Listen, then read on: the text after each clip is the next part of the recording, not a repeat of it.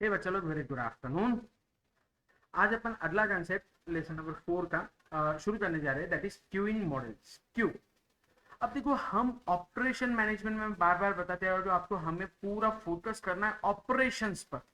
Operations यानी क्या? आपका रॉ मटेरियल जो है उसको आप कन्वर्ट करते हो फर्निश्ड गुड्स में।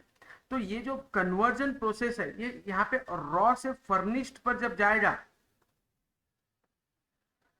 तो आप बीच में जो भी कुछ प्रोसेस करते हो, ऑपरेशंस करते हो, हम उसके बारे में बात करें। अब ये ऑपरेशंस बहुत सारे हैं।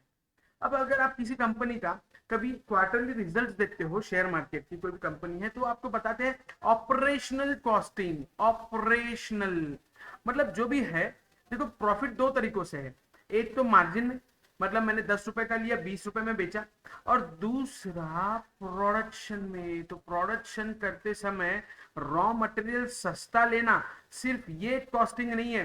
रॉ मटेरियल से जो फर्निश गुड्स तक अपन जाते हैं, इस बीच में जो जो खर्चा होता है उससे भी हमें कट करना चाहिए। यह है ऑपरेशन। राइट। तो अब यहाँ पर क्या क्या आते हैं? तो ऑपरेशनल में जैसे फॉर एग्जांपल अभी बहुत सारे अपने सुपरमार्केट्स आपने देखे हैं। डीमार्ट हर कोई जाता है। डीमार्ट पर आपने पेट्रोल पंप्स पर आपने बहुत सारे यूनिट्स देखे। यूनिट्स यानी मशीन्स लगी है क्या? पैसे। डीमार्ट में क्या लाइन रहती है क्या? हम पेमेंट की लाइन में लगते हैं क्या? That line is nothing but the Q. बराबर है। ये क्यू होता है, लाइन होती है। तो अब ये भी क्या हमें पैसे बचाने में मदद करेगा? यस। कैसे मदद करेगा हम देखते हैं। Let's continue. तो होता क्या है, जैसे आपने चीज नोट की होगी, अब डीमार्ट में अगर आप दोपहर के समय जाओ तो आपको दिखेंगे कि बहुत सारे पेमेंट काउंटर्स है, लेकिन फिर उसमें से आधे ही चालू है, आधे बंद है। करेक्ट है। पेट्रोल पंप पर भी आप सुबह सुबह जाओ तो आपको दिखाई देगा कि सारे ऑपरेशनल नहीं है। क्यों ऐसा? क्यों? तो वहां पे क्या होता है, जब हम इन्हें ऑपरेशनल करते हैं तो हम वहां पे मैन पावर अलॉट करते हैं, वहां पे इलेक्ट्रिसिटी जनरेट खर्चा होता है, बहुत सारी चीजें। भले ही मैंने पेट्रोल पंप का मशीन तो शुरू कर दिया, लेकिन वहां पे काम नहीं चालू, तो उसका जो मशीन का इलेक्ट्रिसिटी है वो तो जा ही रहा है। मेरे को एक आदमी खड़ा करना ही पड़ रहा है, तो वो भी तो खर्चा है। तो हम क्या करते हैं, डिमार्ट वाले क्या करते हैं, वो प्लानिंग करते हैं। वो प्लानिंग करते हैं, भाई शाम के समय काउंटर सारे चालू रहेंगे, और दोपहर के समय वो काउंटर पे जो शाम में खड़े रहने वाले वो लोग बाकी काम में ध्यान देंगे, शिफ्ट में काम देंगे, शिफ्ट पे हिसाब से रखेंगे। मैन पावर की कॉस्टिंग कम हो जाएगा। और उसके क्या है, 200 400 600 सेंटर चलते, 600 डिमार्ट होंगे इंडिया में, 500 600 आराम से। तो हर जगह उसने 2 2 3 3 लोगों का भी सैलरी कट किया इस हिसाब से, तो बहुत बेनिफिट होगा। करेक्ट है। तो हम देखने वाले क्यूइंग स्ट्रक्चर। अब देखो, क्यूइंग स्ट्रक्चर में दो चीजों पे हमें फोकस करना है। जो कस्टमर है वो लाइन में कितनी देर खड़ा है, और उसको कितना टाइम लग रहा है। देखो ध्यान देना, मैंने जैसे बताया, एक टाइम का इंपॉर्टेंस है और लाइन का लेंथ कितनी बड़ी है। कितनी बड़ी लाइन खड़ी है, तो क्या होता है, अगर ज्यादा बड़ी हो गई तो कस्टमर फ्रस्ट्रेट हो जाएगा, इरिटेट हो जाएगा, उसको डीमार्ट वाले को जल्दी से दूसरा काउंटर शुरू करना पड़ता है। फिर वो क्या करते हैं, बीच में से रैपिड वाला शुरू कर देते हैं। आपके हाथ में बास्केट है, थोड़ा सा ही माल है, आप वो काउंटर पे चल जाओ, वहां पे फटाफट काम हो जाएगा। तो द थिंग इज वॉट, इन सारी चीजों को हमें ध्यान देना है। क्लियर? तो मेन चीज, हमारा मेन फोकस रहेगा, देखो जैसे आपको मैंने बताया, इसमें ना बहुत सारा पोर्शन आपका पेपर नंबर 20 में शिफ्ट किया गया है फाइनल के एसएफएम में। तो अभी हम एक एक चीज समझने की कोशिश करते हैं। जैसे क्यू की मैं बात करूँ, तो सबसे इंपॉर्टेंट पार्ट है, हमें दो चीज़ों पे ध्यान देना है। लाइन का लेंथ बराबर है, और उसका वेटिंग टाइम। वेटिंग वेटिंग कितनी देर रुकना पड़ेगा, जितना कम रुकना पड़ेगा उतना अच्छा है। तो पॉपुलेशन आई है, अराइवल हुआ। अराइवल बोले तो हम काउंट करते हैं भाई, हम देखो हर जगह अपना अपना हिसाब रहता है। पर आवर कितने कस्टमर आ रहे हैं, पर मिनट कितने कस्टमर को हम सर्विस दे पा रहे हैं। उन्होंने कैसे किया, आप अगर सादे दुकान पे जाओ, वो कैलकुलेटर लेगा, 4 बार तो चेक करेगा, उसमें वेटिंग। इन्होंने क्या किया, बार कोड लगा दिया, टाइम बचा। है ना? तो टाइम बचाना ये बहुत जरूरी है। ये कैसे पॉसिबल है, क्यों? तो एक कैलकुलेशन हमें देखना पड़ेगा, धीरे धीरे धीरे धीरे। तो सबसे जैसे फॉर एग्जांपल हम कौन सी चीज़ों पे ध्यान देंगे, अराइवल प्रोसेस, फिर क्यू का स्ट्रक्चर कैसा है, फिर सर्विस का टाइम कितना लग रहा है, सर्विस मैकेनिज्म, फिर कस्टमर्स लीव द सिस्टम कैसे होगा। जैसे we shall discuss in more detail the various elements of a queuing system and then present mathematical results for some specific system. जैसे arrival process कितना time, according to the source, according to numbers, according to line। arrival बोले तो customer का कितना ratio है, हर घंटे में कितने लोग वॉक इन आते हैं। करेक्ट है। ऑर्डर फैसिलिटी, होटल है, होटल इंडस्ट्री में अगर आप देखो, मैकडोनल्ड्स देखो, मैकडोनल्ड्स में कैसा वो क्यू के हिसाब से चलता है क्या, coupon number, customer number, bill number, ये नंबर, एक लाइन से काम चलता है। दूसरा सर्विस का सिस्टम, आपको टाइम देखो, कस्टमर अराइव तो अगर बहुत ज्यादा हो रहा है और आप उनको सर्विस नहीं दे पाएंगे, कस्टमर एक बार वेट करेगा, 2 बार वेट करेगा, तीसरी बार बाजू वाली दुकान से लेके जाएगा, तो हमें वो कैलकुलेशन करना पड़ेगा। तो फिर कैसे कर सकते हैं आप, बहुत सारी चीजें, जैसे फर्स्ट इन फर्स्ट आउट, हमारा सिंगल सर्विस फैसिलिटी, हमने क्या किया, फिर शुरुआत करना है, कैसे करना है, हमें सोचना है।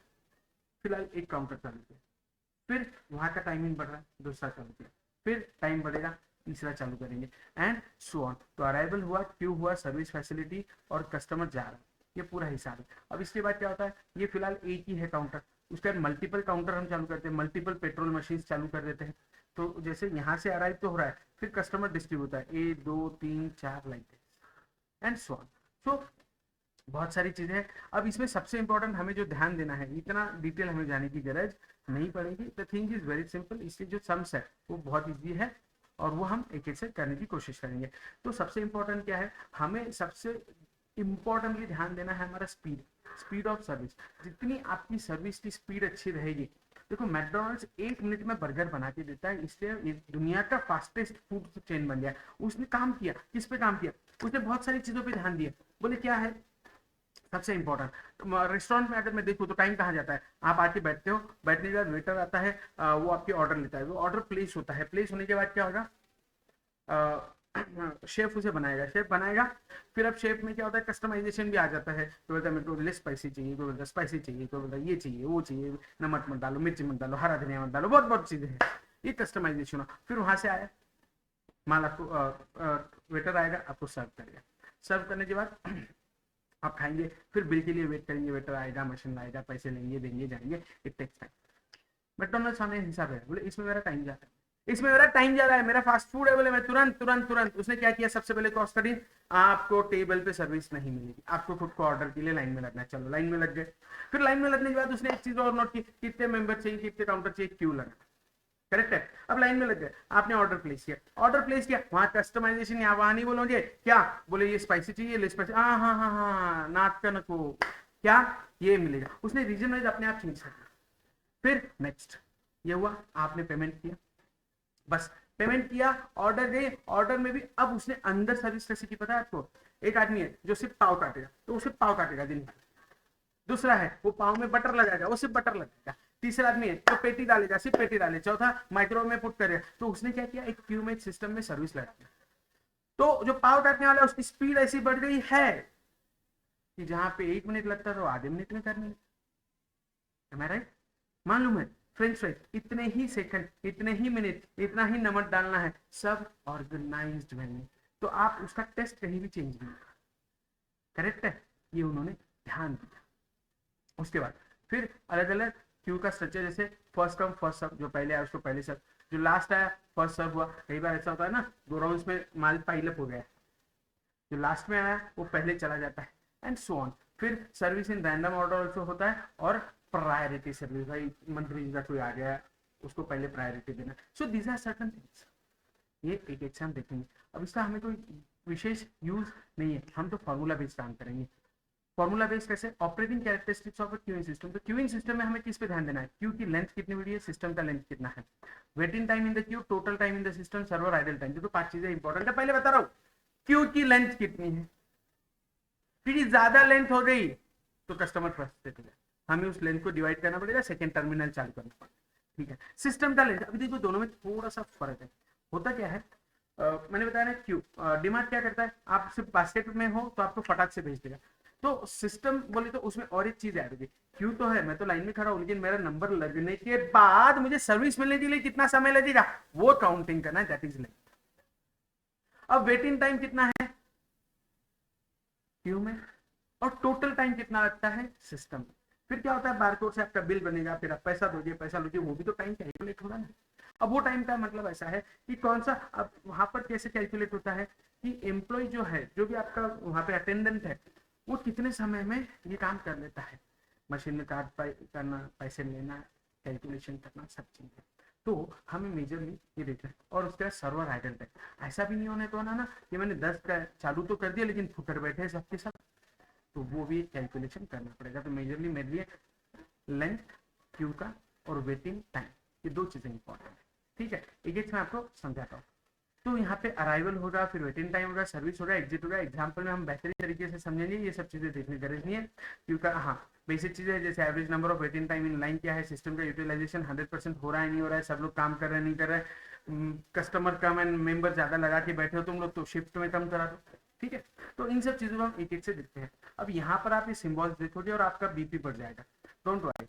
सिंबल्स देख के बीपी बढ़ाने की हमें कोई गरज नहीं है, बहुत सिंपल कुछ चीजें। जहाँ पे इसे हम कहते हैं लैम्बडा, ये कस्टमर का अराइवल रेट है। लैम्बडा यानी क्या, customer arrival rate. Sir customer arrival rate से आप क्या कहना चाह रहे हैं, ध्यान देना, हर घंटे में कितने कस्टमर आ रहे हैं, दैट इज इंपॉर्टेंट। फिर सर्विस रेट पर सर्वर, भाई मेरा आदमी जो है एवरेज में एक कस्टमर, मतलब एक घंटे में सपोज 30 कस्टमर है तो हर 2 मिनट में एक कस्टमर आएगा, और मेरा जो आदमी है उसको 3 मिनट लगते हैं एक कस्टमर को। तो अगर मैं बोलूँ तो 3 मिनट अगर लगते तो एक घंटे में वो कितने कस्टमर कर सकता है, 20 कस्टमर कर सकता है। एक घंटे में वो 20 एवरेज सर्विस रेट दे सकता है, करेक्ट है। Average number of customers waiting for service L, okay just wait ना, होल्ड करना।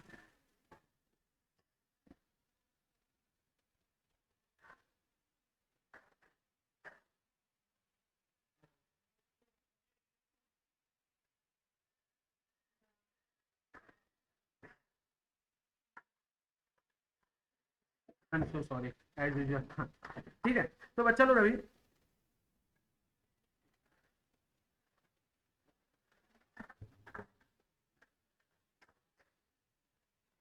एक एक सिंबल है जो थोड़े इंपॉर्टेंट है, इसमें से कुछ ही इंपॉर्टेंट है, बाकी कुछ इतनी गरज नहीं, सब दिए इन्होंने। तो जैसे waiting time, average number of customers in the system waiting and or being served, the average number of customers being served at a time। अब मैं इनके एक एक एग्जांपल लेता हूँ, उनके फॉर्मूलाज के साथ आपको लेकर चलता हूँ। जैसे मेरा सबसे पहला फॉर्मूला सिस्टम का utilisation, system utilisation this reflects the ratio of demand as measured by the arrival rate to supply or capacity as measured by the product of the number of servers। देखा था आराम से, okay ना। सबसे important part पहला क्या है हमें समझना है, दिए गए क्वेश्चन में से हमें सबसे इंपॉर्टेंट है अराइवल टाइम, सबसे इंपॉर्टेंट है अराइवल, ओके। अब the average number of customer arrive कितने हुए, फिर अराइवल के बाद मैं अगला सोचूंगा इनको, मेरा आदमी अगर मैंने अपॉइंट किया है उसको मेरी सिस्टम को कितना समय लगता है, मतलब कौन सा समय पूछ रहा हूं मैं, कस्टमर आया, पूरा माल लेके आया, बारकोड करना, बिलिंग करना, ये हमारा टाइम है, ये हमारा टाइम है। हम कितना लगाते हैं, हम 2 मिनट लगाते हैं, 10 मिनट लगाते हैं, 50 मिनट लगाते हैं, दैट इज आवर कंसेप्ट। तो सबसे इंपॉर्टेंट पहले हम इन दो चीजों को समझेंगे। अब मैं एग्जांपल के साथ चलूंगा, वहां पे एक एक चीज समझाता हुआ चलूंगा। जैसे यहाँ पर देखो, customers arrive at the bakery at an average rate of 16 per hour on weekday morning. अब इसका मीनिंग क्या है, 16 पर आवर बोले तो ये वो लोग है 16 पर आवर, लैम्डा 16 बराबर है मेरी क्या, ये वो लोग है 16 लोग हर एक घंटे में आपके पास आते हैं, ठीक है। The arrival can be described by Poisson distribution with the mean of 16, average 16 लोग, एवरेज कितना है 16 लोग।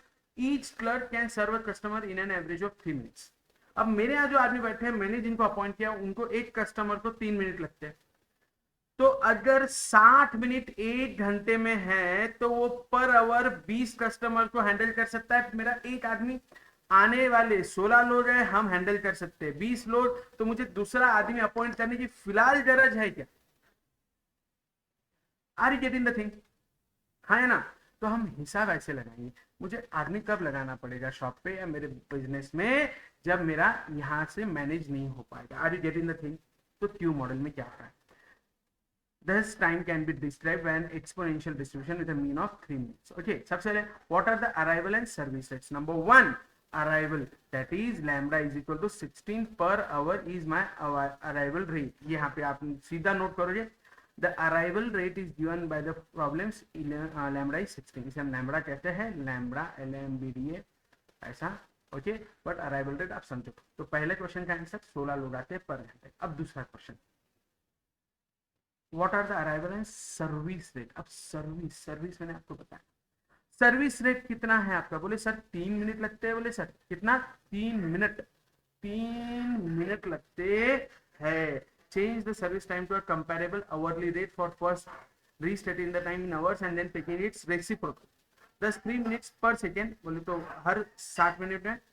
तो मेरा हिसाब जो लगेगा, मैं 1 घंटे में, सीधा हिसाब लगाने का, 1 घंटे में 20 कस्टमर, 1 घंटे में 20 कस्टमर को मैं हैंडल कर सकता हूँ। This is my service rate. Did you get the concept. पहला अराइवल रेट, दूसरा सर्विस रेट। पहले दो क्वेश्चन नंबर 1 का आंसर मिला क्या आपको, ओके। जस्ट ये देखा था पहले कौन है, what are the arrival and the service rates. Did you get it, पक्का।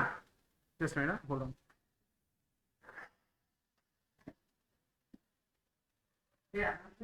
रिकॉर्डिंग कर रहा हूं।